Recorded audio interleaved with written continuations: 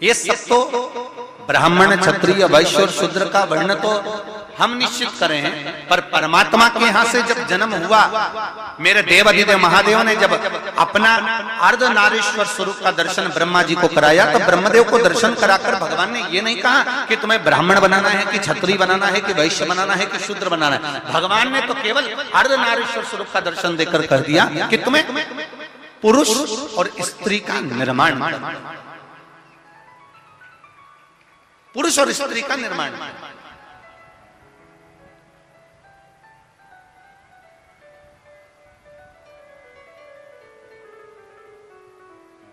भगवान ये कभी नहीं कहे कि तुमको इसका निर्माण करना है। भगवान ने कहा तुम्हें पुरुष और स्त्री का निर्माण करना है, और पुरुष और स्त्री का जब निर्माण कर लो, पुरुष और स्त्री का जब निर्माण हो जाए और निर्माण करने के बाद उनको एक कर्म देना है कि तुम्हें परिवार का भरण पोषण कर कर भगवत भजन की ओर अग्रणी होना है। मृत्यु लोक में जन्म लेने के बाद, पृथ्वी पर आने के बाद में हमारा भी कर्म है कि हमें परिवार का भरण पोषण करना है और भगवत भजन करना है। हम ये नहीं कहते कि तुम अपना घर छोड़ दो। हमने कभी अपनी इस व्यासपीठ से नहीं कहा कि तुम गंगा जी के घाट पर जाकर बैठ जाओ।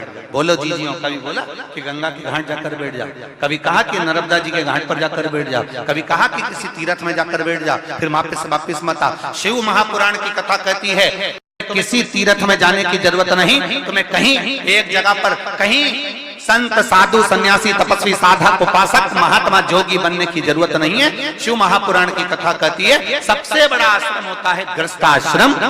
घर में रहो, परिवार में रहो, कुटुंब में रहो, और उस परिवार में रहकर अगर तुम थोड़ा सा भी भगवान का भजन कर लोगे, एक लोटा जल भी अगर शिव को चढ़ा लोगे, और निश्चित है शिव तुमको मिल जाएगा। ज्यादा कहीं जाने की जरूरत नहीं।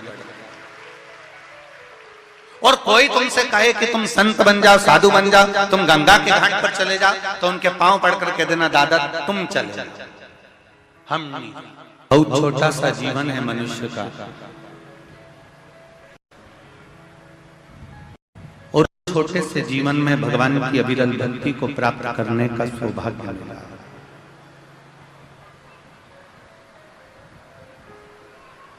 पहले भी कथा में कहा कि ये मानव की देह दो कारणों से प्राप्त होती है। एक भगवत स्मरण करने के लिए, दूसरा अपने कर्म का भोग भोगने के लिए। आपने जो पूर्व में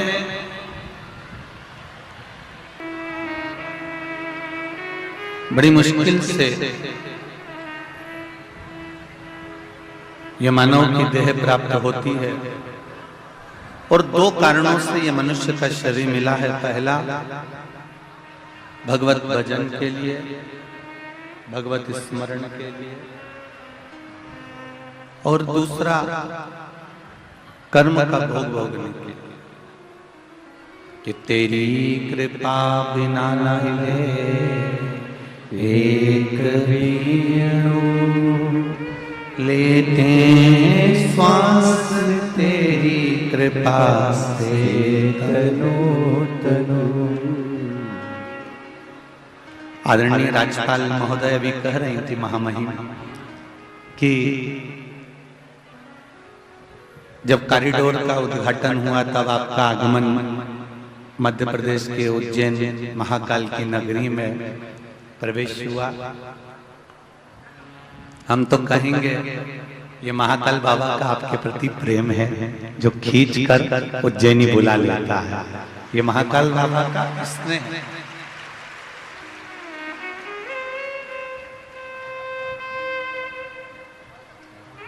अगर रायपुर की धरा पर यह कथा हो रही है तो गुड़ियारी श्री हनुमान जी महाराज की कृपा है, इसलिए उन्होंने ये कथा करवाई।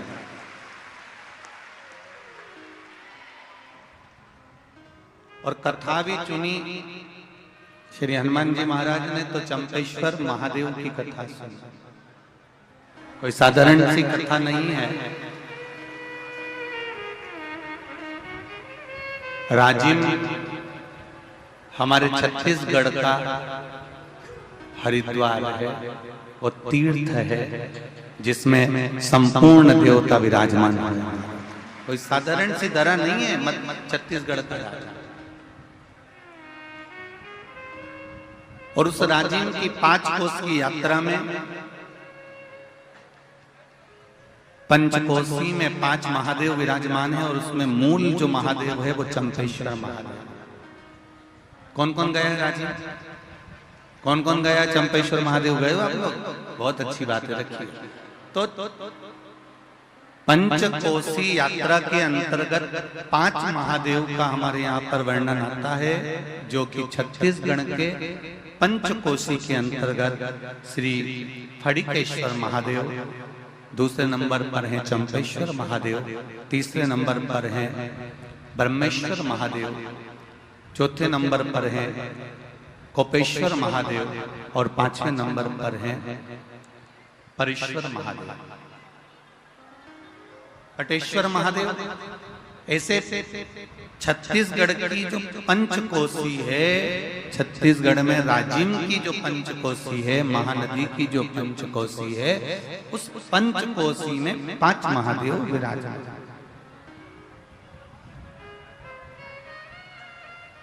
और पंचकोशी के वो 5 महादेव में जो मूल महादेव का वर्णन किया गया है वो चंपेश्वर महादेव का किया गया।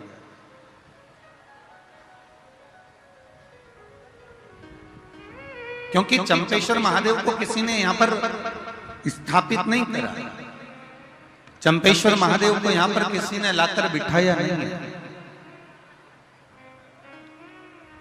जैसे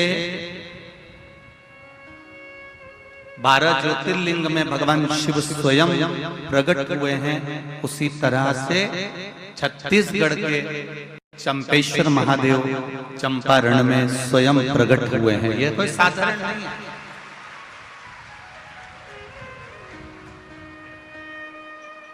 स्वयं प्रागट्यता है उनकी, स्वयं। मैंने तेरे ही भरोसे ओ बाबा, तेरे ही भरोसे हवा बिच उड़ती जावांगी, बाबा डोर हर तो छठी नामे कटी जावांगी, भोले मैं तेरी पतंग शंभो में। और भक्ति के बिंदु को जब तक हम हमारे जीवन में नहीं उतारेंगे तब तक ये जीवन का आनंद नहीं होगा।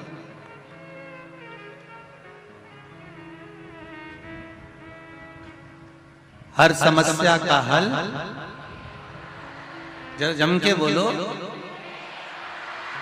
एक लोटा जल। पर एक बात का स्मरण जरूर रहे, छल से चढ़ाया गया जल भी भगवान स्वीकार नहीं करते, भगवान उसको स्वीकार नहीं करते। सारी समस्या का हल एक लोटा जल है, पर छल से चढ़ाया गया जल भी मेरा शिव स्वीकार नहीं करता।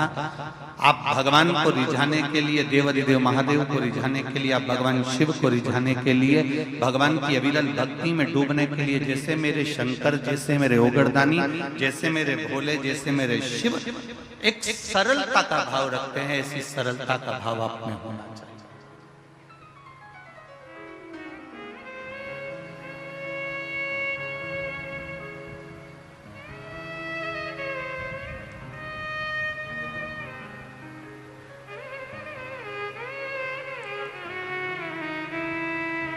भगवान की अविरल भक्ति का क्या भाव होना चाहिए, भगवान की अविरल भक्ति का क्या तत्व होना चाहिए, ये शिव भक्ति से हमको मालूम होना चाहिए।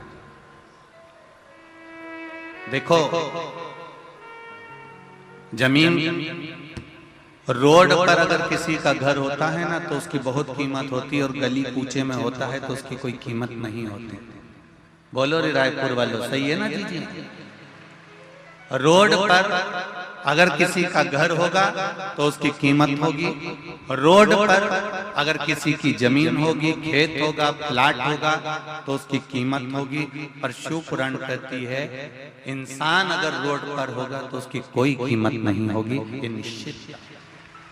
जमीन की कीमत रोड के किनारे हो सकती है, प्लाट की कीमत रोड के किनारे हो सकती है, मकान की कीमत रोड के किनारे हो सकती है, पर मनुष्य की कीमत रोड पर नहीं होती। शिव महापुराण की कथा कहती है, एक मक्खी सब्जी पर बैठी और तुल गई तो 2 रुपए किलो के भाव में सब्जी की कोई कीमत नहीं होगी, उस मक्खी की कोई कीमत नहीं होगी। कबाड़े के ऊपर बैठकर तुल गई तो उस मक्खी की कोई कीमत नहीं होगी। पर वही मक्खी अगर सोने के ऊपर रखा जाए और सुनार सोना तोल रहा हो और मक्खी उस पर बैठ जाए तो वो मक्खी भी 5,000 रुपए की हो जाएगी। ये निश्चित है, उसकी कीमत बढ़ जाएगी।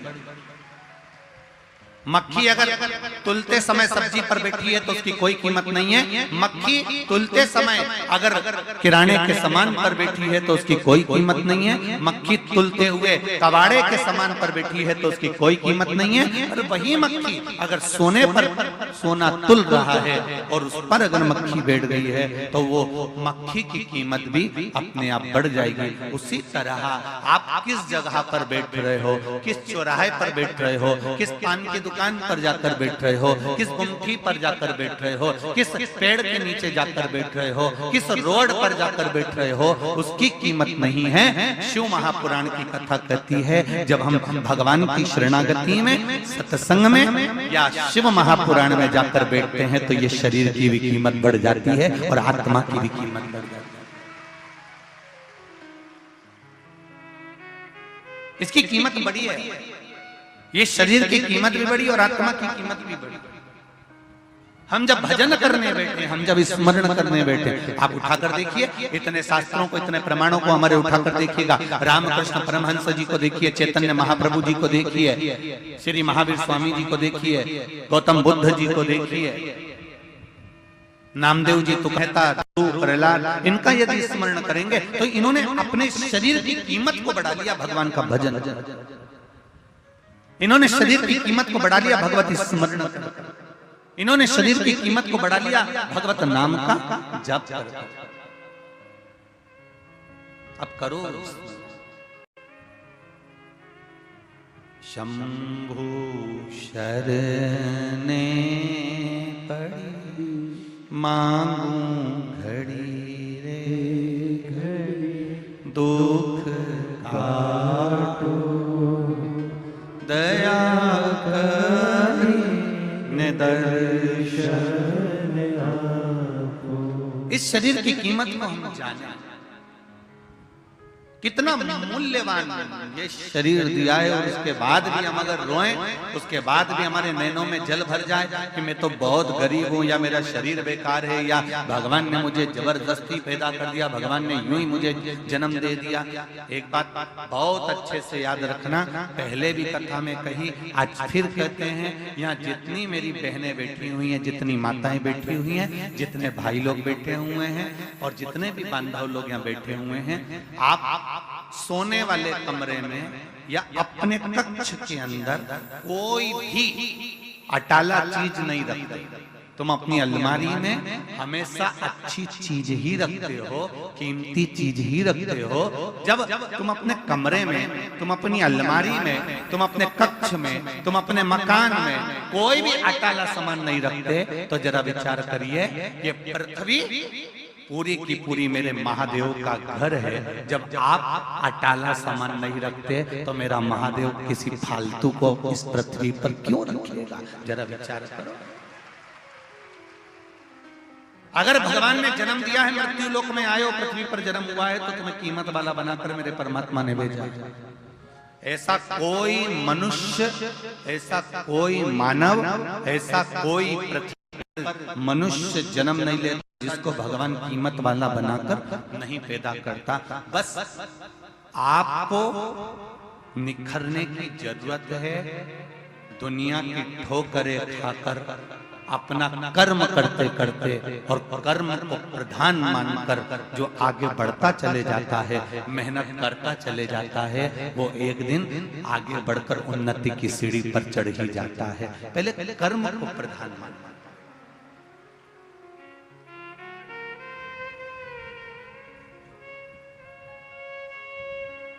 मेहनत करो, कहीं इधर उधर मत पड़ी जाना, नहीं तो लोग कहें कि कहीं का बाबा जोगी मिल जाए और कह दे कि तुम मेरे पास में आ जाओ, मैं तुमको गड़ा हुआ धन दे दूंगा, निकाल के हंडा दे दूंगा।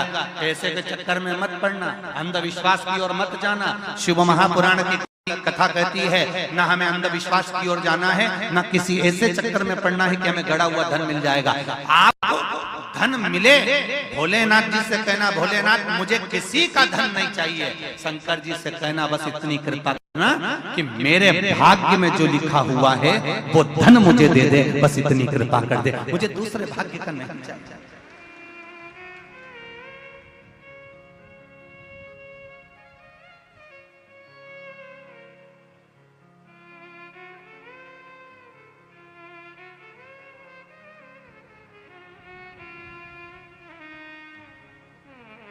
शिव भक्ति का एक रसतत्व, शिव भक्ति का एक आनंद। अभी कल की बातें हमारे बसंत जी अग्रवाल जी कर रहे थे, गुरु जी 1 2 3 4 डूम लगवाए हैं, लगभग 4-5 लाख स्क्वायर फीट जगह में ये सारी व्यवस्था करी गई है। और लगभग इन चारों डूमों में मिला के ऐसा टेंट वाले और प्रशासन आदि का था कि लगभग 3 लाख पब्लिक इसमें बैठ सकती है। तो शिव महापुराण की कथा में गुरु जी पहले दिन हो सकता है कि अपना एक डूम ये वाला भरा जाएगा, ये वाला भरा जाएगा। तो हमने बसंत जी से बोला चिंता मत करो, ये रायपुर है और चंपेश्वर महादेव है, पहले दिन ही बाउंड्री के पार गेंद है, ये शिव है, ये कोई सहज नहीं है मेरा भोलेनाथ, मेरा त्रिकालदर्शी, मेरा कैलाश।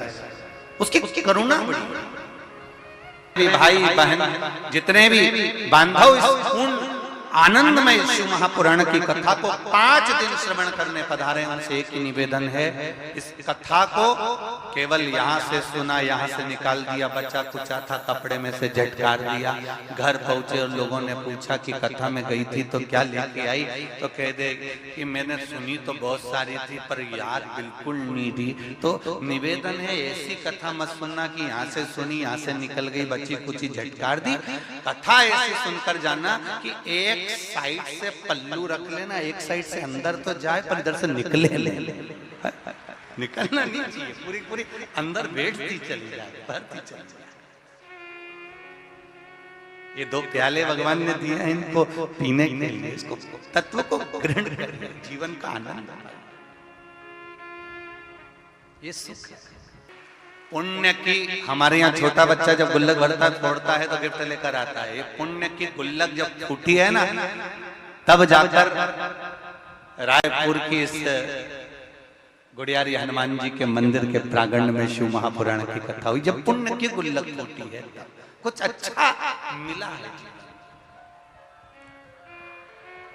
शिव कृपा से। महाराज शिव कथा कर रही है, भगवान शंकर का चरित्र कर रहा है, भगवान शिव की पावन कथा कर रही है कि शिव महापुराण वर्णन करती है कि जिस कथा को हम श्रवण करने के लिए बैठे हैं, शिव महापुराण कोई छोटा मोटा प्रसंग नहीं है। 24,000 श्लोक 12 खंड में वेदव्यास जी महाराज ने इसको बांट दिया है, और 12 खंड में बांटने के बाद वेदव्यास जी कहते हैं इन 24,000 श्लोक में से एक श्लोक, एक शब्द, एक अक्षर भी हमारी जिंदगी में अगर हमने उतार लिया तो जीवन की सार्थकता, एक बहुत उत्तम।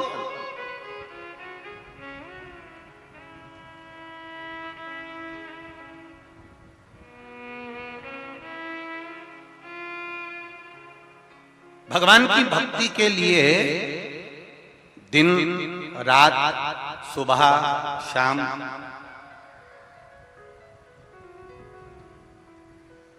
कौन सी अवस्था, कौन सा समय, कौन सी घड़ी, कौन सा पल हम भगवान का भजन करें कि भगवान हमारा हो जाए। शिव महापुराण की कथा कहती है, मेरे बाबा को महाकाल कहते हैं। महाकाल का मतलब होता है जिसने काल की गणना करी हो, जिसने घड़ी की गणना करी हो, जिसने समय, पल, घड़ी, नक्षत्र सब कुछ उसने बनाया। ऐसा कोई चीज नहीं जो मेरे शिव ने नहीं बनाया। घड़ी भी शिव ने बनाई, पल भी शिव ने बनाया, नक्षत्र भी शिव ने बनाया। हर पल, घड़ी, नक्षत्र जितना बनाया मेरे शंभू ने बनाया। वो सहज, सरल और आनंद की अनुभूति कराने वाला।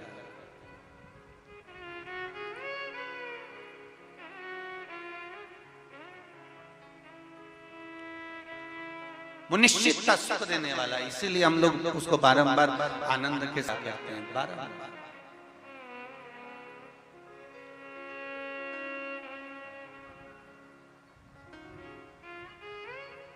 महाराज शिव कथा कर रहे हैं। एक बिंदु चंचुला और जिसके जीवन का आनंद एक देवराज नाम का ब्राह्मण, वो देवराज नाम का ब्राह्मण जो ब्राह्मण कुल में जन्म तो ले लिया पर ब्राह्मण कर्म से वंचित रहा। एक